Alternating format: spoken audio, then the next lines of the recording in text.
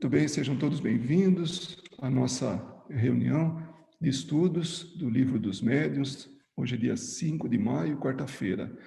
Estamos seguindo, já adentramos a segunda parte das manifestações espíritas e estamos no capítulo 5, das manifestações físicas espontâneas.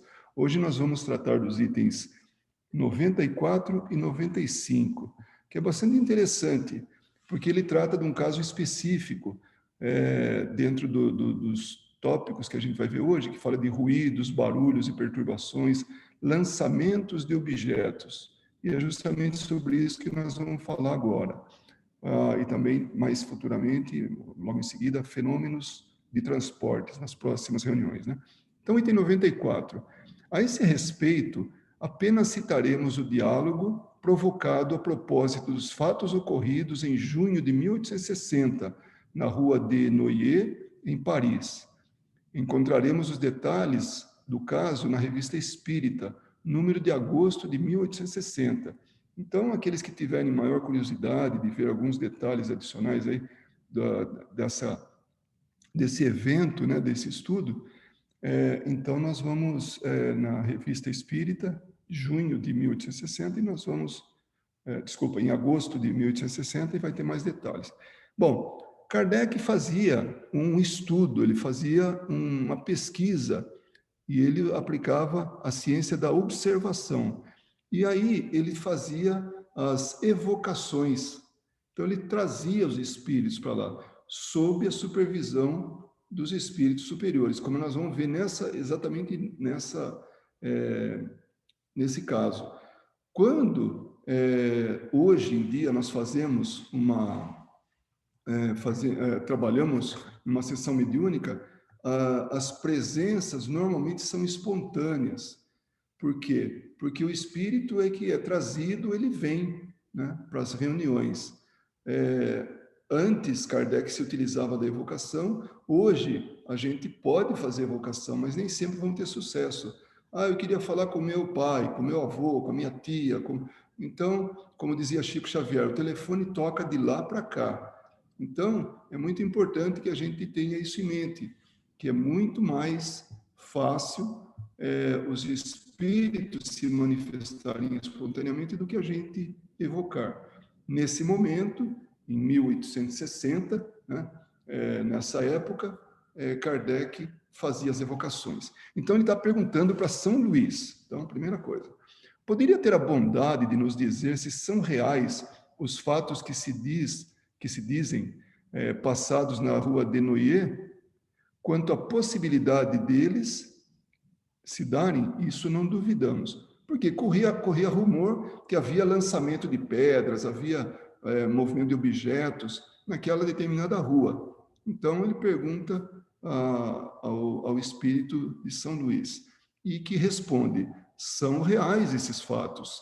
Simplesmente a imaginação dos homens os exagerará, seja por medo, seja por ironia. Mas, repito, são reais. Essas manifestações são produzidas por um espírito que se diverte um pouco à custa dos habitantes do lugar. Ou seja, naquela escala espírita, ele estava lá incluído entre os brincalhões, aqueles que não têm o que fazer e ficam lá brincando com as pessoas, né? E aí Kardec pergunta, sempre perguntando até um determinado momento para São Luís: haverá na casa alguma pessoa que dê causa a tais manifestações? O espírito responde: elas são sempre causadas pela presença da pessoa visada. É que o espírito perturbador não gosta do habitante do lugar onde ele se acha. Trata então de fazer-lhe maldades, ou mesmo procura obrigá-lo a se mudar. Então nós vamos entender isso aqui um pouquinho mais para frente, quando o Kardec fala diretamente com o espírito, né? Terceira pergunta para o espírito de São Luís. Perguntamos se, entre os moradores da casa, alguém há que seja causador desses fenômenos por efeito de uma influência mediúnica espontânea e voluntária? Aí o espírito involuntário, desculpa, espontânea e involuntária, o espírito responde, é necessariamente assim, pois sem isso o fato não poderia ocorrer. Nós já estudamos anteriormente que precisa ter 3 condições para que haja uma manifestação de efeitos físicos.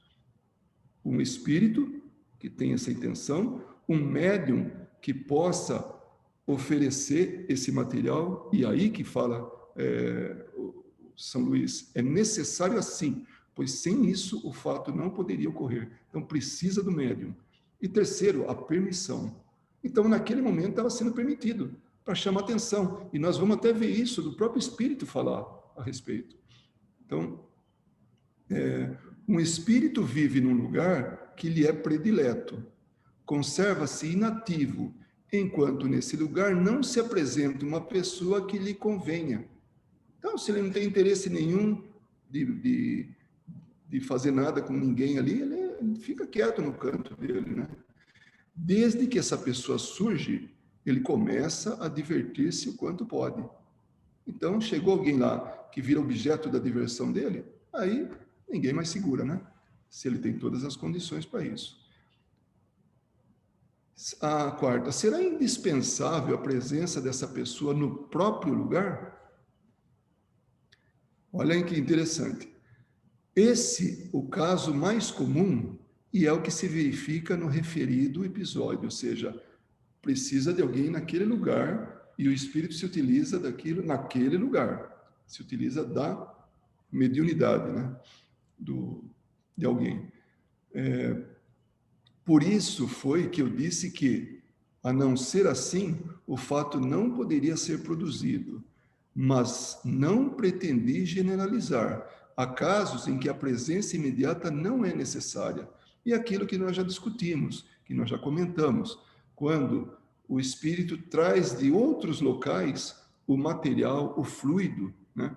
Que no caso é o ectoplasma, para poder agir em determinado lugar, longe de onde está o médium. Tá? Então, mas para isso ele tem que ter o conhecimento, a habilidade, né? E também a qualidade do material, né? Desse fluido, enfim, tem algumas circunstâncias, mas como ele falou, não pretendi generalizar. Há casos em que a presença imediata não é necessária, não precisa ter um médium ali, né? A quinta questão para São Luís. Sendo sempre de ordem inferior esses espíritos, será presunção desfavorável a uma pessoa a aptidão que revele para lhe servir de auxiliar? Isso não denuncia da parte dele uma simpatia para com os seres dessa natureza? Quer dizer, dá para fazer um conluio ali, uma sociedade, uma sinergia, né? Aí o Espírito fala, não é precisamente assim, porque essa aptidão se acha ligada a uma disposição física. Olha aí, naquele momento ele está lembrando a gente, está informando, e agora a gente está sendo relembrado, de que a mediunidade é uma disposição física. Tá? Mas não é do espírito? Não, é físico. O espírito, ele se utiliza de algo que vem do físico do médium, essa disposição física que ele fala. Contudo, denuncia frequentemente uma tendência material que seria preferível não existisse, visto que, quanto mais o homem é elevado moralmente, tanto mais atrai a si os bons espíritos, que necessariamente afastam os maus. Então, as pessoas que têm uma boa índole, que têm bons pensamentos, princípios, elas vão estar sempre atraindo aqueles espíritos melhores do que esses que podem ter essa tendência de nível inferior, né, de ordem inferior. A sexta questão, Kardec pergunta, onde o espírito vai buscar os projéteis de que se serve? Aquilo que ele lança, né, pedras e tudo lá, aqueles materiais, né? De onde que vem aquilo, né?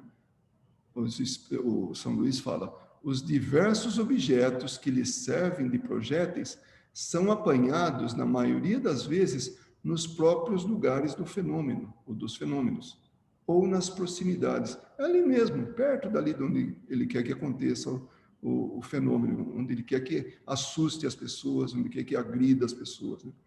Uma força provinda do Espírito os lança no espaço e eles vão cair no ponto em que o mesmo Espírito indica. Ou seja, o Espírito é bom de mira. Ele fala que quer, ele pensa, eu quero que essa pedra vá em determinado lugar e caia ali, em tal lugar, exatamente. E ele consegue isso. A questão 7ª, como as manifestações espontâneas são muitas vezes permitidas e até provocadas para convencer os homens, parece-nos que, se fossem pessoalmente atingidos por ela, alguns descrentes se veriam forçados a se render à evidência. Eles costumam queixar-se de não serem testemunhas de fatos concludentes. Não está no alcance dos espíritos dar-lhes uma prova sensível? Então Kardec pergunta, escuta, para uma pessoa ver para crer, tipo São Tomé, será que não era melhor que essas pessoas vissem acontecer e aí elas iriam acreditar? Né? Aí São Luís fala, olha, os ateus e os materialistas não são testemunhas a todo instante dos efeitos do poder de Deus e do pensamento? Quer dizer, poxa, tem mais do que prova distribuída aqui, em torno da gente. Isso não impede que neguem a Deus e a alma. Os milagres de Jesus converteram todos os seus contemporâneos. Quer dizer, Jesus fez milagres suficiente para convencer algumas pessoas, mas não todo mundo.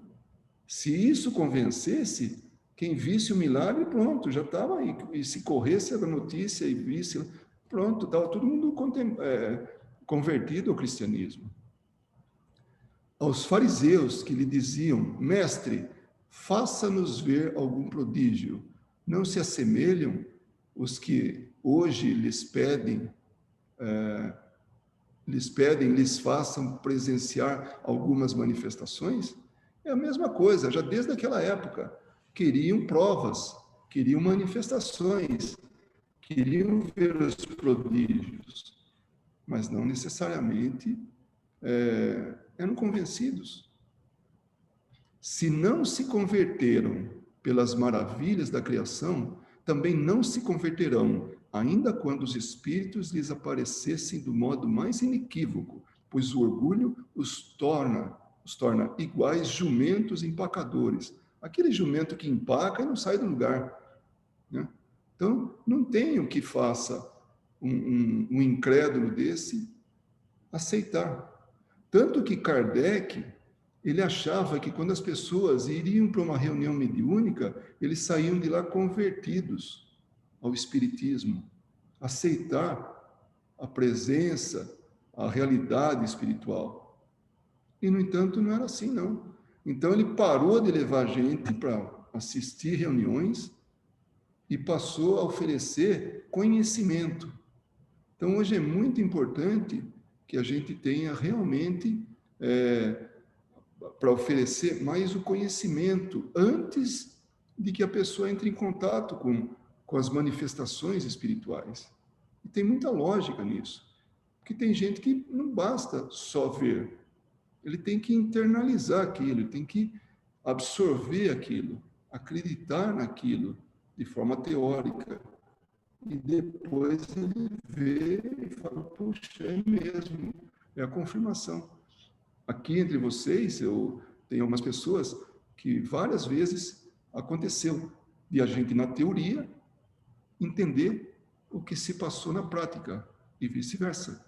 Gente que está estudando e aí percebe que, então aquilo que aconteceu está sendo explicado dessa maneira.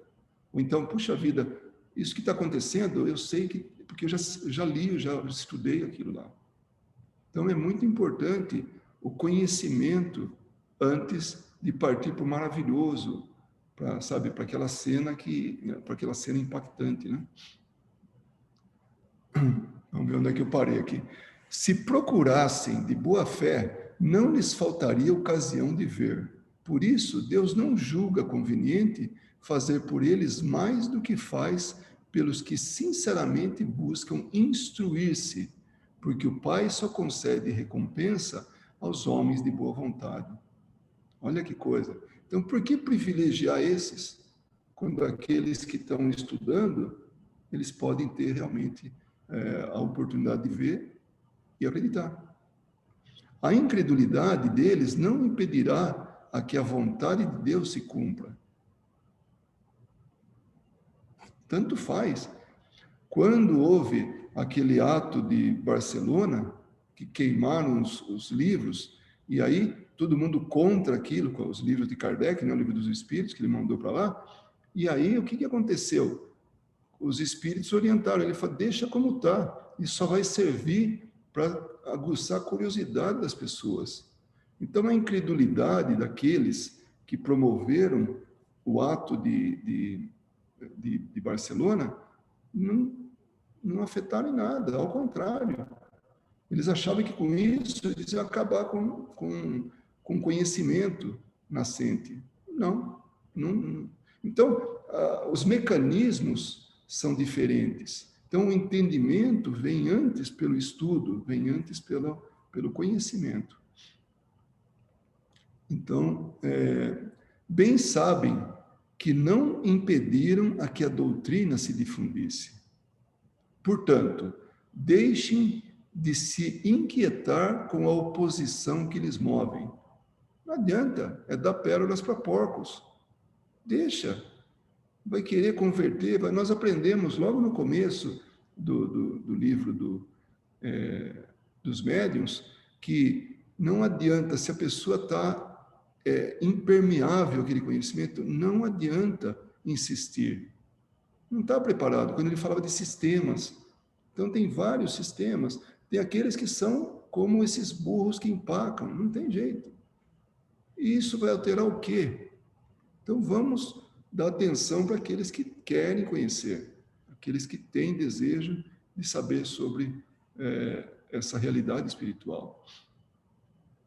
Portanto, já foi, essa oposição é para a doutrina o que a sombra é para o quadro, maior relevo lhe dá. Então, o quadro, que é uma placa praticamente, quando a luz projeta a sombra, parece que ele tem maior projeção, maior relevo, né? Que mérito teriam eles se fossem convencidos à força? É verdade. Que mérito vai ter? Nós vamos atrás daquilo que a gente quer aprender. Mas se alguém nos obriga, qual que é o mérito nosso? Melhor que façamos com o nosso esforço.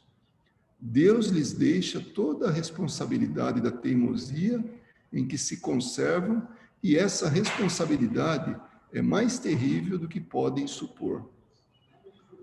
Felizes os que creem sem ter visto, porque esses não duvidam do poder de Deus, disse Jesus.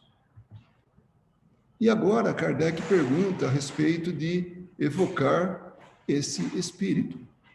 Convém evocarmos o espírito a que nos temos referido para lhe pedirmos algumas explicações?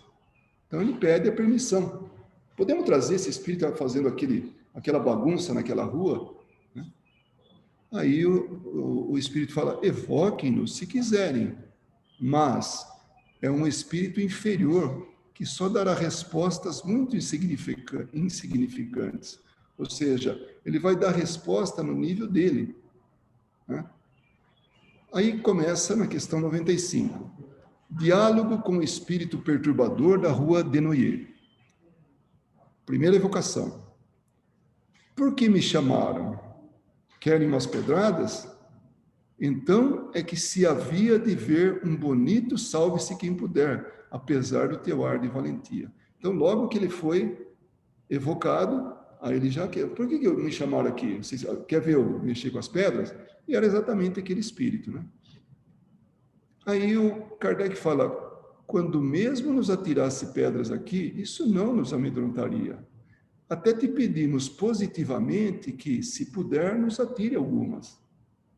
Então, não foi uma provocação, foi para mostrar para ele que não tinha medo e que se ele quisesse, sim, ele podia. E a resposta é muito interessante porque ela nos lembra que numa reunião mediúnica séria existe uma proteção. Então a resposta, ele fala, o Espírito fala, aqui talvez eu não possa, porque tem um guarda a velar por vocês. Tem alguém guardando por vocês. Percebem? Então, numa reunião mediúnica séria, a importância dos participantes manterem aquele ambiente sob controle é justamente para isso, para que os espíritos não façam tudo que lhe vem na telha, né? Na cabeça. Eles não têm acesso a tudo. Então, isso é muito importante. Aí Kardec fala, havia na rua de Noé alguém que, como auxiliar, te facilitava as partidas, ou as brincadeiras, né? Que pregava aos moradores da casa? Então, era uma determinada casa, que era objeto dele, objeto de interesse dele. Aí o Espírito fala, claro, certamente achei um bom instrumento, e não havia nenhum espírito doutor, sábio e virtuoso para me embaraçar, para que não permitisse que eu fizesse aquilo.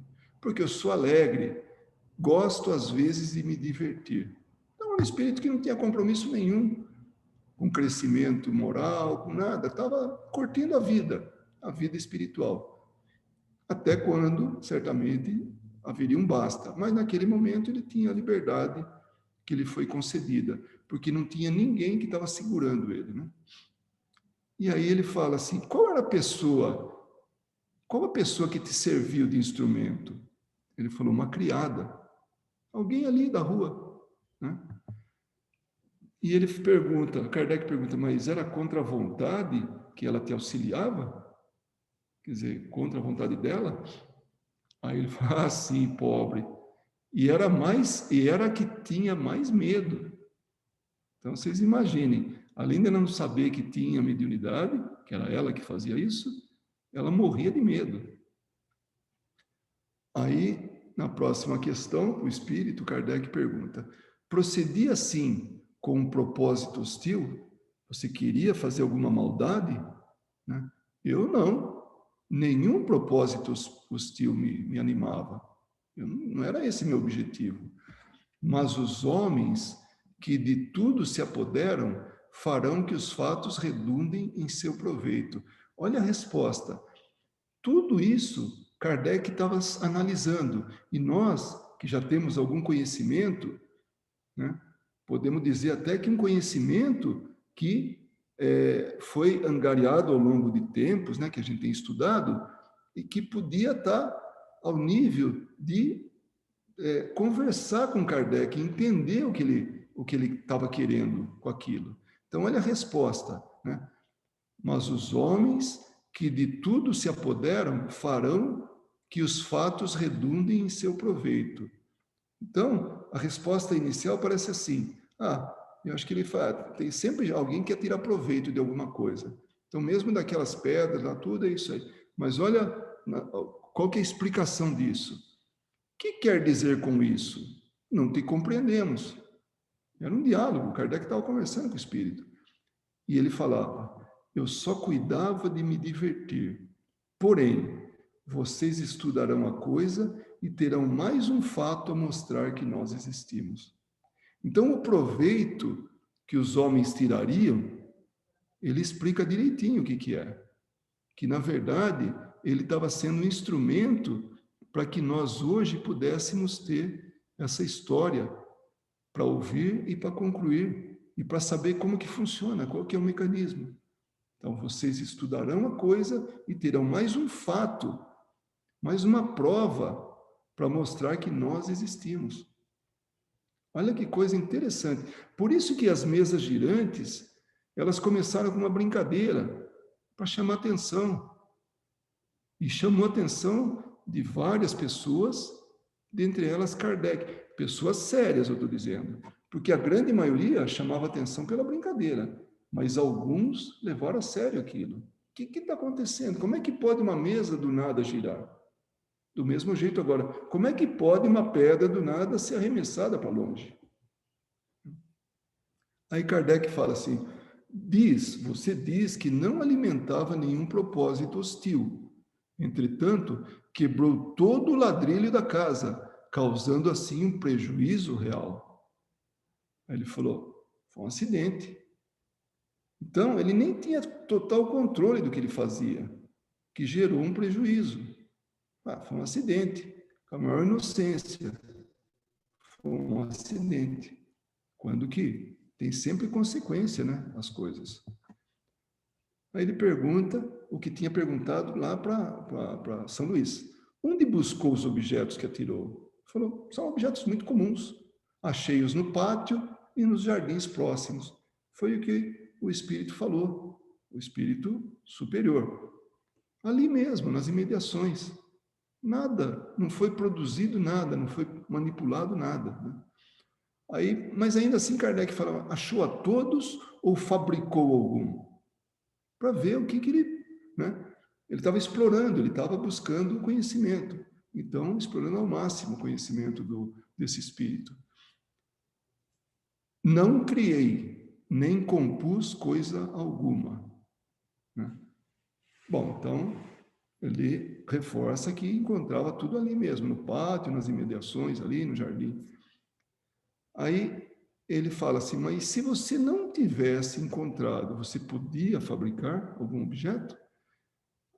Aí, como mostra o espírito, o nível dele, que ele não tem conhecimento de tudo.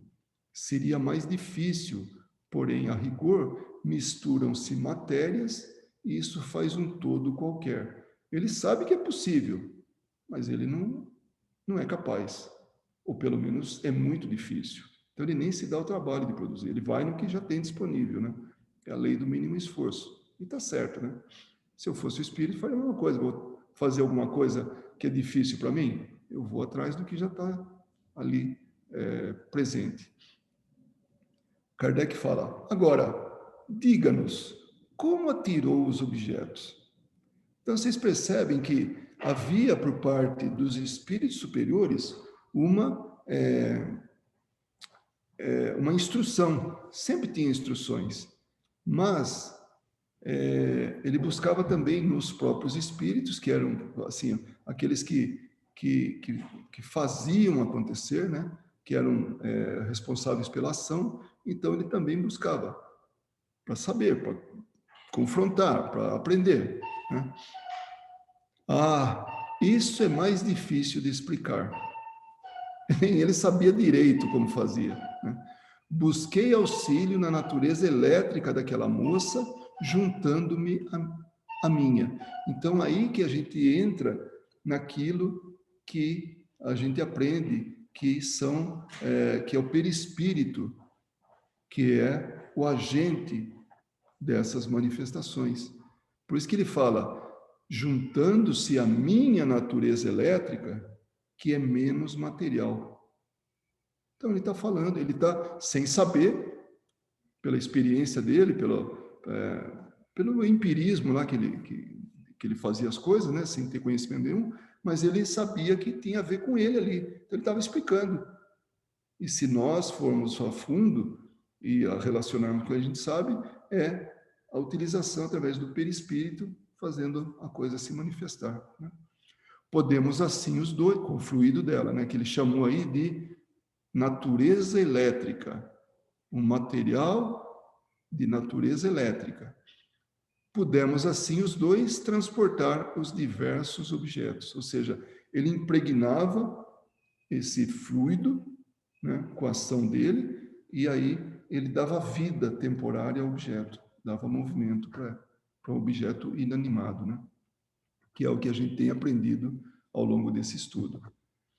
Kardec pergunta, esperemos que nos dê de boa vontade algumas informações acerca da tua pessoa. Diga-nos, primeiramente, se morreu já há muito tempo. Ele fala, sim, morri há muito tempo, já faz pelo menos aí uns 50 anos. Né? E ele fala, e o que você fazia quando era vivo? Qual era a sua atividade quando você estava encarnado? Não era lá grande coisa, simples trapeiro daquele quarteirão. Trapeiro era um catador de lixo, catador de coisas para para vender, para fazer alguma coisa. É esse que fica na rua catando coisas, né? Às vezes me diziam tolices, porque eu gostava muito do licor vermelho do bom velho Noé.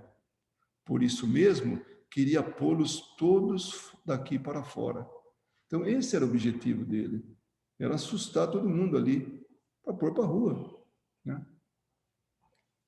Aí, o Kardec pergunta, foi por ti mesmo e de boa vontade que respondeu às nossas perguntas? Então, foi ele que respondeu tudo? Sim, mas tinha um instrutor. E quem é esse instrutor? O seu bom rei Luís. Então, era o espírito de São Luís que estava orientando, né? Ele, que estava permitindo. Aí Kardec faz uma nota, né? Essa pergunta motivou a natureza de algumas respostas dadas, que nos pareceram acima da capacidade desse espírito, pela substância das ideias e mesmo pela forma de linguagem. Então, ele estava sendo orientado por São Luís para dar as respostas. Porque se fosse por conta dele próprio, ele nem saberia como responder, ou responderia tudo equivocado ou de forma muito tosca. Logo, não é nada de admirar que ele tenha sido ajudado por um espírito mais esclarecido, que quis aproveitar a ocasião para nos instruir. Então, foi aproveitada essa oportunidade. Foi permitido que esse espírito viesse, foi evocado, ele estava ali, foi questionado, várias perguntas, e ele respondeu a todas elas, sob a orientação de São Luís. É esse um fato muito comum, lembrando que é comum na época de Kardec, né? Mas o que nesta circunstância constitui notável particularidade é que a influência do outro espírito se fez sentir na própria caligrafia. Por quê? Porque ele estava usando, para as perguntas e respostas, a psicografia. A das respostas em que ele interveio é mais regular e mais corrente. A do trapeiro, né, do catador de coisas na rua, é angulosa, grossa, irregular, às vezes pouco legível, denotando caráter muito diferente, que era o nível dele. Então, por influência ali do espírito, ele refinava um pouco o conhecimento do espírito. Aí Kardec fala, que faz agora? Ocupa-se com o teu futuro? Se está preocupado com o seu futuro, o que está fazendo? Ele falou, ainda não, eu vagueio, eu fico aí caminhando para cima e para baixo. Pensam tão pouco em mim na terra que ninguém roga por mim. Ora, não tendo quem me ajude, eu não trabalho. Aí a gente é remetido para os nossos estudos do Livro dos Espíritos, quando a gente fala do valor da prece. Olha só, ele está num perfeito abandono, um total abandono, porque ninguém pensa nele. Quem que ele era? Não tinha família, não tinha nada, estava lá, desencarnou, era um indigente ali, não tinha ninguém que se preocupasse com ele, né? Aí Kardec fala, e como é que você se chamava quando era vivo? Aí ele fala, Janet, né? Aí ele fala, está bem, Janet, oraremos por ti. Diga-nos se a nossa evocação te deu prazer ou te contrariou. Então, Kardec se preocupou até com isso. E aí, foi uma boa experiência você ter vindo aqui, ter tirado você da rua por alguns instantes para conversar com a gente? Isso foi bom ou foi ruim?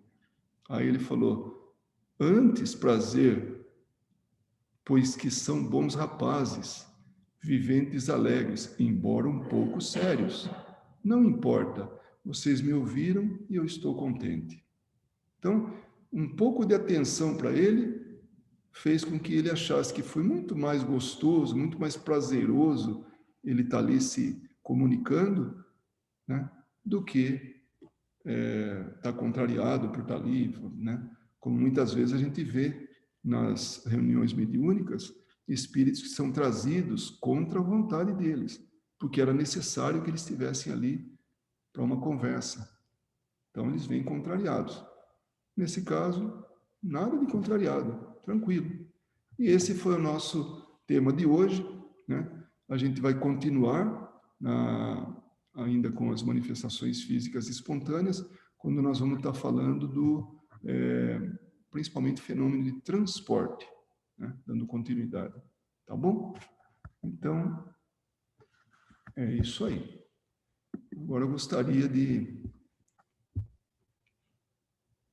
aproveitar essa oportunidade e conversar, saber de vocês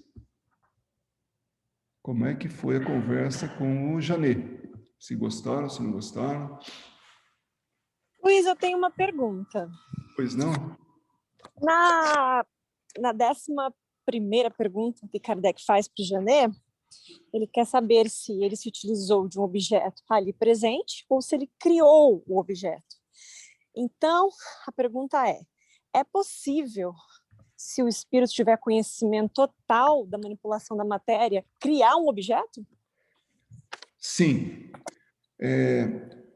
Eu vou dar exemplo que é muito comum, tá? Muito mais comum do que a gente imagina. Nos trabalhos de curas mediúnicas, né? de trabalhos de cura, onde envolve ectoplasmia, esses objetos podem ser orgânicos ou até inorgânicos, desde que se tenha o conhecimento. Então, como você, acho que foi até você que fez essa pergunta, ou foi a Ana Paula, não me lembro, quando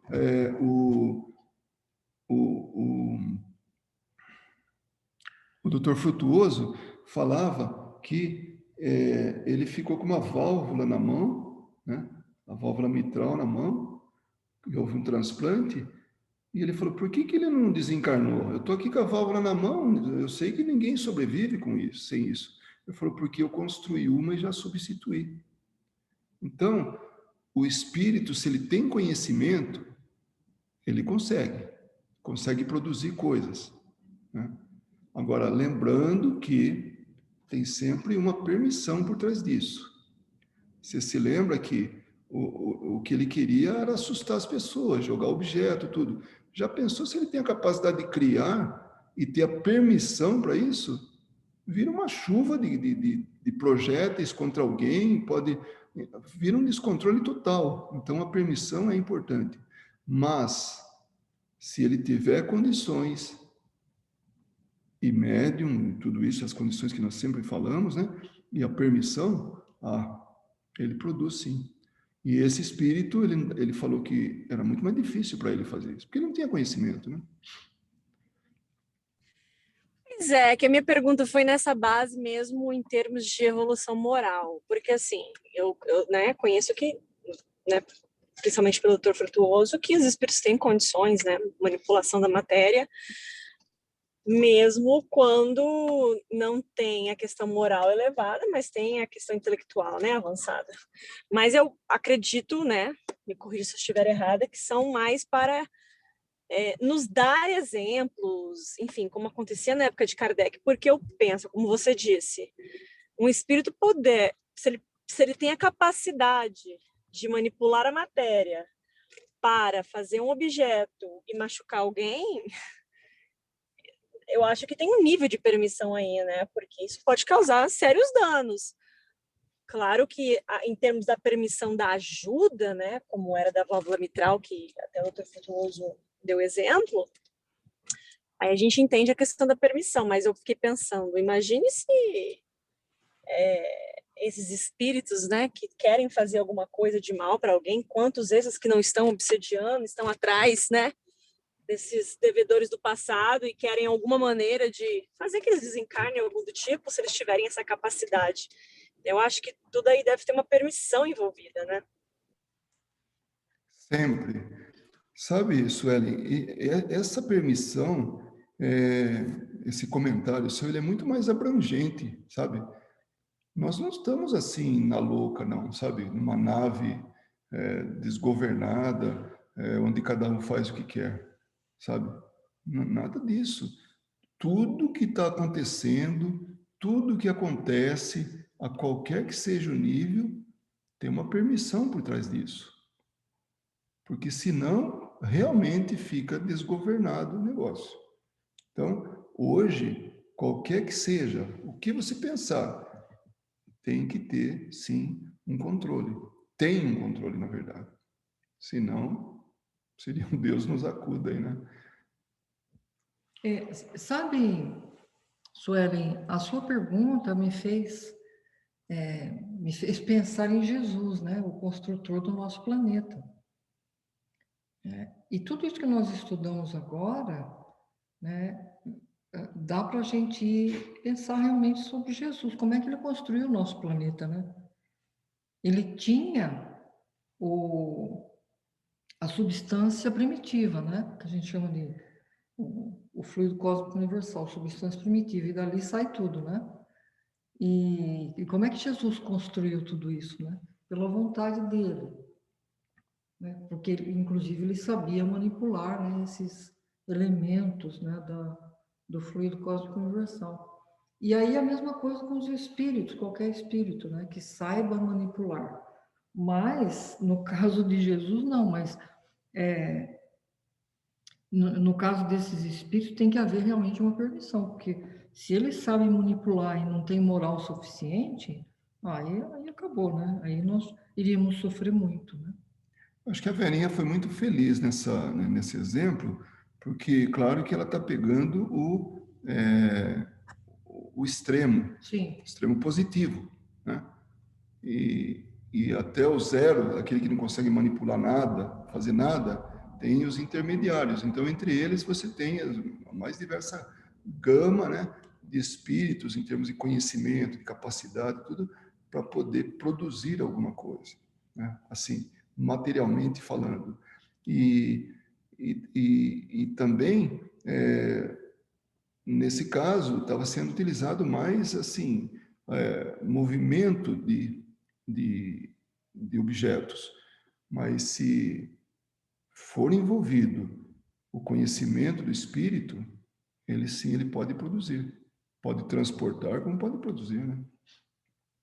O transporte também é uma coisa bem curiosa, né? Nós vamos estar falando na próxima sessão, né? Ficou claro, Sueli? Deu para... Sim, eu acho que era mais uma questão de, como é que se diz? Eu já sabia disso, mas era mais uma questão de entender, porque assim, né, como a gente já tinha comentado em outros estudos sobre a permissão, e foi um ótimo exemplo mesmo que a Verinha deu, né, em questão de Jesus, né, o extremo positivo, como você diz, né, ao conhecimento e manipulação de todas as propriedades da matéria. E a permissão Jesus que vem dele, né?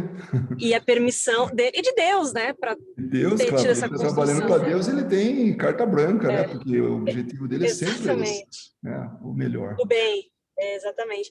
Mas assim, por um momento eu fiquei pensando, né, porque o espírito ele foi bem feliz também na explicação, dizendo não, eu não saberia manipular ali o que tinha que ser manipulado, então é melhor pegar alguma coisa pronta, né? Então, porque há a possibilidade dessas manipulações. Mas, assim, é como se diz, pelo extremo positivo, como Jesus trabalhava, obviamente que vai haver uma permissão. Agora, eu fico imaginando para o extremo negativo. Eu dou Claro. risada porque eu fico pensando o que Mas seria, para né? isso tem um freio danado, né? Tem um monte de Uhum. empecilho que eles não podem. E ele deixou bem claro isso aí. Ele falou: ó, eu não faço o que eu quero aqui, porque tem um guarda ali, ele não me deixa, né? Aí, mais tarde, ele falou: aí, por que você não faz? Não, porque isso dá muito trabalho, né? Então ele não mostrou firmeza, né? Que ele conhecia. E vamos ver Aí, quando ele, só fechando, quando ele falou sobre o guarda, eu lembrei muito sempre das comunicações. Quantas vezes nós não recebemos, né, que o Espírito fala? Não posso, porque se você não tivesse assim, o que você faria? Eu estaria quebrando tudo aqui, estaria xingando todo mundo. Falei Ele exatamente próprio, isso. ele próprio se entrega, né? Oi, Ana Paula, pode falar. Então, eu estava pensando nessa questão da permissão, não sei se eu vou devagar muito, mas pegando o que vocês falaram e o que a gente está estudando das leis, parece que quando a gente fala permissão, tem alguém olhando, vendo a situação e permitindo, né? E eu traduzo muito essa permissão como a efetividade dessas leis naturais. Se daquilo vai sair um bem para alguém, Sim. então essa permissão existe Não é que alguém está É dando, como você um tem que automático, né? A gente vê isso até aqui no nosso dia a dia. Desculpa, né, interromper, mas esses dias eu entrei falar por WhatsApp, uma conversa uma, com uma pessoa jurídica, né? Era uma empresa. Uhum. Tem todo um mecanismo que vai controlando o que eu vou falando, dando as respostas, aí de acordo com, né, e números e tudo, a gente vai e vem as respostas. Está no piloto automático. Então, poxa, Uhum. se isso aí funciona desse jeito, por que a permissão também não pode funcionar de acordo com leis? De acordo com as Acho que leis, né? você tem toda a razão. Acho que foi bem lembrado Não isso. não tem sabe, guardas para isso, não tem, sabe, auditores, sabe, vigilantes. Não, simplesmente assim, eu não consigo fazer. É como a Uhum. gente hoje querer produzir alguma coisa, querer criar alguma coisa, e não temos capacidade ainda para isso. E eu Porque acho nós que não assim, temos. Oi. desculpa, pode falar. Porque nós não temos o lastro moral para isso, nós não temos, sabe, tem empecilhos aí. Sim, mas Então, por isso esse impedimento. Você tem toda a razão. Não é nada Mas, assim, não é sabe, um vigilante, não existe. Realmente tem que ter a coisa. na verdade a vigilância são as leis de Deus, né? uhum. Mas se a gente vai para um outro extremo, também a gente não pode falar assim, então não tem espiritualidade regindo nada, né? Não é bem assim. Mas quando a gente vai para o extremo oposto a Jesus, vamos pegar um espírito bem endurecido, se é permitido a ele, né, agir aqui dessa forma, é porque automaticamente algum bem vai sair dali. Mas a Exato. espiritualidade está em volta tanto dele quanto daquela situação, né? Vendo o que pode ser feito para ajudar. Ou seja, a caridade, ela vem, ela está ali embutida. Não é porque Deus determinou as leis que a gente está condicionado a elas e nada pode modulá-las, sabe? Mas a modulação, ela vem da misericórdia divina, que aqui também se traduz através da caridade. Eu não sei se eu estou confundindo muito, mas Não, não tá. E Não você me estou fez confusa. lembrar uma coisa, se você permite, logo que você fechar a sua ideia, de uma coisa que aconteceu num trabalho mediúnico. E você vai ver a permissão, mas assim, por respeito à lei. Quer ver? Termina, por favor, e eu já vou falar. não, é exatamente isso, porque eu vejo que para a gente o nosso senso de justiça foge muito disso, né? Mas quando a gente começa a estudar, por isso que o estudo é tão importante, porque é através do estudo que a gente consegue racionalizar essas coisas, né?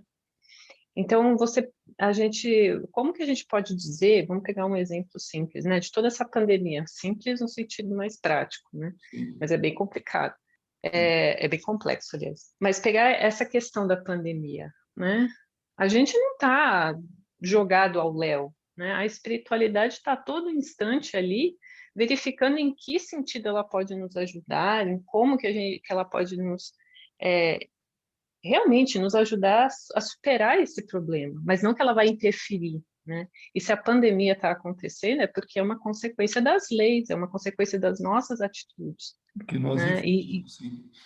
Exatamente, e só é permitido, entre aspas, porque está dentro dessas condições da lei. Então, essa permissão é a própria consequência da lei. Era isso que eu estava pensando, que eu estava Você juntando sabe, do de segunda-feira com o de hoje, né? quando você falou isso aí, eu me lembrei de um caso que aconteceu na nossa reunião mediúnica aqui em Las Vegas, né? Bom, você sabe que nós vivemos no meio de um deserto aqui, né? A cidade está encravada no deserto, né? Encravada não é o caso, que encravada lembra mais assim, montanha, né? Penhasco e tal, mas assim, situada aqui bem no meio do deserto. Vem um espírito com muito conhecimento científico, intelectual, mas moralmente ele estava perseguindo um grupo, né? Então ele tinha sido contratado para perseguir um grupo. Bom, isso é um detalhe lá, tá? Mas aí veio conversar com ele, né? Por intuição, tudo, a gente percebeu que veio um espírito conversar com ele. Esse espírito impressionou esse perseguidor espiritual, porque ele viu o conhecimento que ele tinha.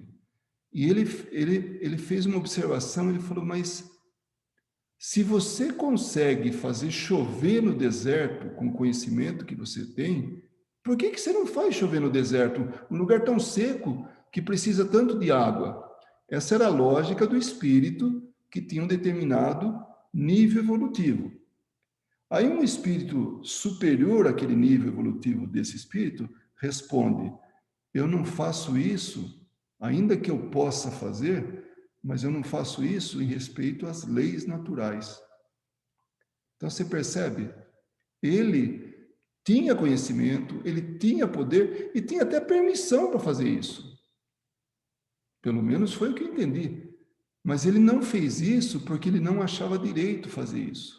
Ele iria infringir uma lei. Então, moralmente, ele estava sendo, digamos assim, ele não se dava permissão para fazer aquilo. Ele estava contido porque ele sabia que não estava correto. Olha que coisa interessante. Então, Mas você sabe... Ah, desculpa, pode Porque as continuar. pessoas que moram no deserto estão sob as leis de Deus, né? Sob as leis de Deus. E ele não podia infringir essa lei, né? Então chove onde tem que chover, ainda que inunde, mas é parte de um processo local e tudo, né, natural. Uhum. Aqui é o seco, não podemos mexer com aquilo. Então, aí eu fiquei pensando, sabe, foi um pouco mais longe isso aí, porque, primeiro, está sempre em conformidade com o que a gente aprende com Kardec. E você viu que agora encaixou bem nisso, né? Como uma limitação, mas não uma limitação exterior, mas sim uma limitação interior dele, né? Aí, eu pensei, né, comigo, puxa vida, agora esqueci de ter pensado que foi além, como eu falei, né? Daqui a pouco eu lembro de novo. Mas você percebe como as coisas têm assim uma lógica, uma coerência.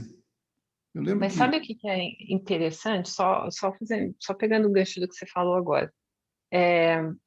Todas as pesquisas que eu leio e que eu faço com os meus orientados sobre essa questão da moralidade, uma vez que você adquire ela e ela se torna sua mesmo, você não, para quebrar ela ou para infringi-la, causa muito sofrimento. sim, Então as pessoas têm uma tendência de não fazer. Então eu acho que é por isso que a gente não consegue mais fazer certas coisas que, quando os espíritos dizem, né, que quando a gente supera uma das nossas dificuldades, é porque ao mesmo tempo que a gente está superando, a gente está adquirindo um nível moral mais elevado. Então fica difícil quebrar isso. Por isso que a gente tem que passar por todas essas coisas que a gente passa, porque a gente tem que construir essa moralidade. Não é uma coisa que nos é dada, né? Não adianta também só ler, a gente tem que praticar, e isso né, que você também. falou, Ana Paula, me fez lembrar o que eu ia falar, porque tem a ver com isso. Nós temos um conhecimento hoje, em termos de humanidade, que é muito, muito grande, é o nosso auge. Hoje nós estamos no nosso pico de conhecimento, né? Nem vamos especificar do que, tá? Mas digamos assim, vamos pegar uma área somente, a genética, tá? Até que ponto eu posso mexer numa estrutura genética de um organismo vivo? Não importa qual, tá? Até que ponto? Aí nós vamos crescendo moralmente e a nossa moral vai ser o limite daquilo que nós vamos estar mexendo. Então nós vamos estar tendo oportunidade e permissão para fazer. Mas nós vamos parar por ali e falar, não, isso é imoral, isso eu não posso fazer, isso tem consequências morais, isso vai fazer um dano de alguma maneira, então eu não vou fazer. Então, e é aquilo que eu já percebi isso, você fazer esse tipo de comentário, sabe? Como a ciência tem esse lado moral forte. Uhum. Claro que tem indivíduos fora, né, que se utilizam da ciência para poder fazer alguma coisa que venha a afetar os outros, tal. Mas dentro de uma agremiação séria, de uma universidade, algo do gênero assim, então a moral está presente ali, porque é o limitante para muita coisa. É esse fator de de permissão ou não, né? Que a gente estava discutindo agora, sem ser alguém falando, não faz isso, não, para por aí, não, agora você não pode. Não, é algo já que começa a fazer com que nós tenhamos essa iniciativa. É que eu acho que o caso da ciência, e assim, eu quero fazer a ressalva que nem você fez. É claro que em todo lugar que tem ser humano tem problema, né? Tem um ser humano, tem problema. Coitado do ser humano, mas é isso mesmo. Mas eu acho que a ciência, ela, assim, com todas as pessoas com quem eu convivo, etc., o fato de que você tem que buscar a verdade dentro daquele assunto que você está pesquisando, né? Seja essa verdade, que a gente pode definir ela de várias formas, faz com que você, não adianta você enganar os outros, sabe? Não adianta você enganar aquele que está do seu lado, você tem que ser fiel a alguma coisa, porque você tem que descobrir a fundo o que você está pesquisando. Então, o cientista, ele tem essa moralidade de... a ciência te obriga a ter uma certa moralidade, ou seja, não adianta você querer enganar um outro, que uma hora vai ser descoberto, né? Ele é autorregulador. É mais ou menos isso, porque a gente é uma comunidade autorreguladora, né? Tem um outro cientista investigando o que eu estou investigando para ver se o que eu estou fazendo está certo ou não, né? Agora, eu achei interessante essa semana, eu assisti um filme sobre a Marie Curie, que é uma das minhas, assim, uma das pesquisadoras que sempre me inspirou, e, coincidentemente, ela fez um experimento com o marido dela, junto com uma médium muito famosa na época em Paris, e ela era agnóstica, né? Ela morreu agnóstica, aliás.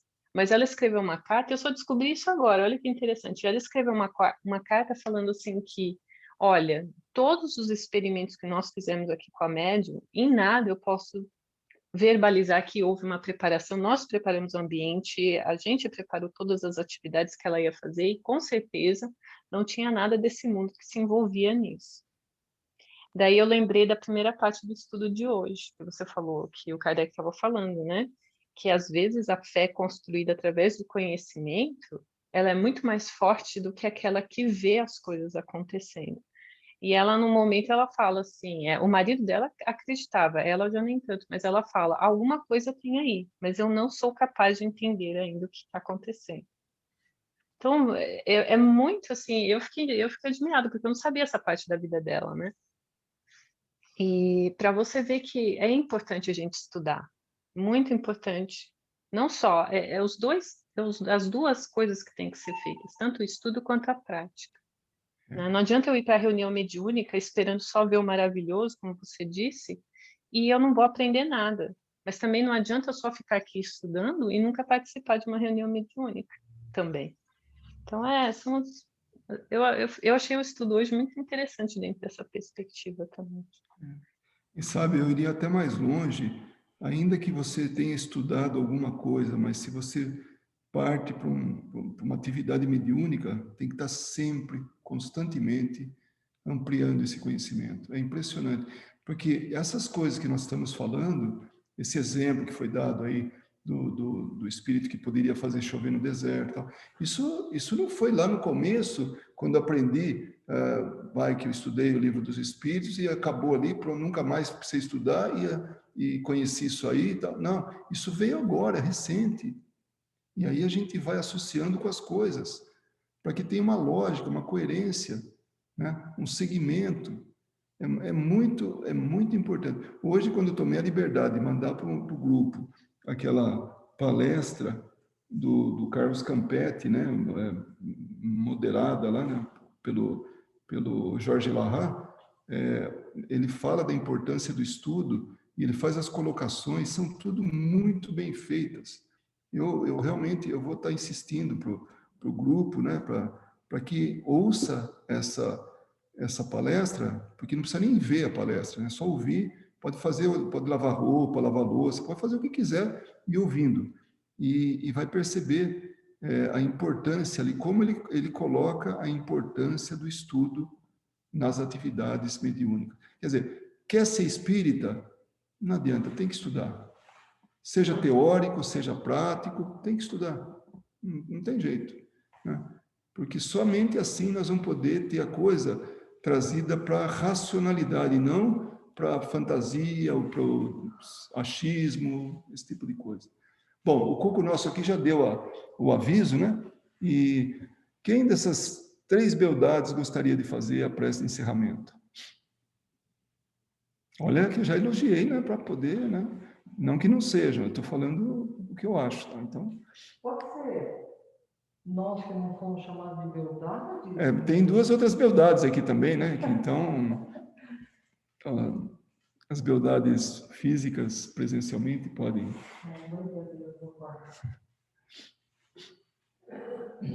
Eu só peço que a decisão seja tomada rápida, porque nós temos atividade em seguida aqui, tá bom? Sem Eu nenhuma posso pressão. fazer, Luiz. Sem nenhuma pressão. Oi? Eu posso fazer.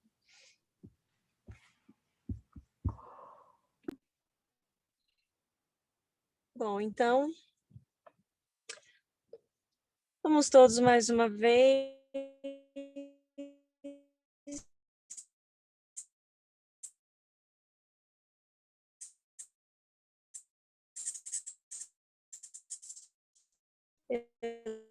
Levar o nosso pensamento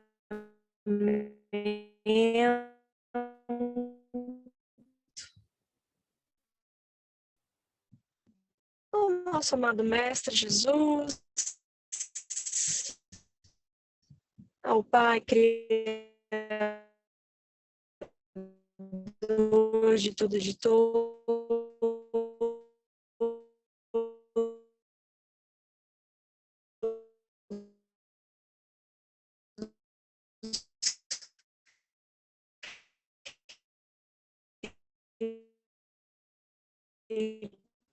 nos dá a permissão de estarmos aqui mais uma quarta-feira reunidos,